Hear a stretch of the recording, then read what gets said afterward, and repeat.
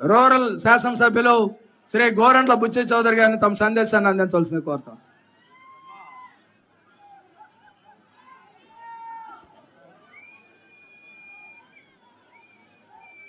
అందరికీ నమస్కారం. బాగున్నారా? బాగున్నారా? ఎలా బాగుంటారయ్యా మీరు? ఆడ రాక్షస పాలన సాగుతుంటే మీరు బాగుంటారా? అన్యాయం అయిపోలేదా రాష్ట్రం? ఈ అక్రమార్కుడిని సాగనవ్వడం కోసమే ఈ శంఖారావం. ఇవాళ మన ప్రియతమ నేత చంద్రబాబు నాయుడు గారు ఇక్కడికి వచ్చారు. ఇందాక ఎండ మండిపోయింది, ఇప్పుడు ఏంటి చల్లబడిపోయింది. దేనివల్ల? చంద్రబాబు గారి వల్ల. ఈ రాష్ట్రం సుభిక్షంగా ఉండాలన్నా, అభివృద్ధి చెందాలన్నా, పేదరిక నిర్మూలన జరగాలన్నా, అన్ని బడుగు బలహీన వర్గాలకు న్యాయం జరగాలన్నా మరలా చంద్రబాబు గారే ముఖ్యమంత్రిగా రావాల్సిన అవసరం ఉంది. ఎవరు రావాలి? ఎవరు రావాలి? సిబిఎన్ రావాలి. దానికి అగ్నికి ఆజ్యం పోసినట్టుగా ఎవరున్నారు పక్కన? పవన్ కళ్యాణ్ గారు ఉన్నారు, మర్చిపోకండి. చంద్రబాబు గారు, పవన్ కళ్యాణ్ గారు, తెలుగుదేశం జనసేన సారథ్యంలో ఈ రాష్ట్రంలో మంచి ప్రభుత్వం రావాలని, ఈ రాష్ట్రం బాగుపడాలని కోరుకుంటా ఉంది.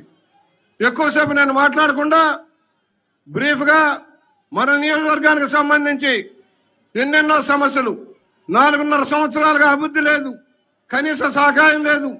2 కోట్లకు గ్యారంటీస్తే కాంట్రాక్టులు పనిచేయని దౌర్భాగ్య స్థితిలో ఉంది.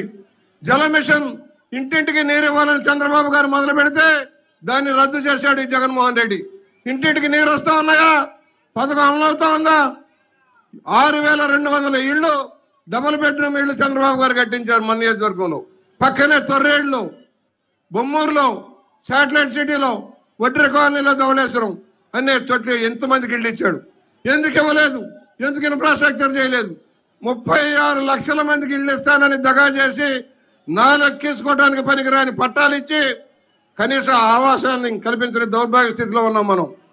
రహదారులు లేవు, అభివృద్ధి లేదు, ఉద్యోగాలు లేవు. ఇలాంటి దౌర్భాగ్య పరిపాలన సాగనంపాలంటే కలిసికట్టుగా మనం కృషి చేయాలి. నేను ఎక్కువ సమయం తీసుకు, ఎందుకంటే మనం రెగ్యులర్ గా మాట్లాడుకుంటాం.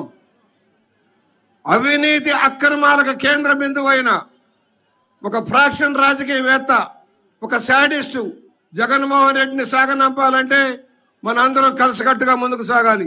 చేయి చేయి కలిపి ముందుకు సాగాలి. దానికి అందరూ సిద్ధమా? అందరూ సిద్ధమా?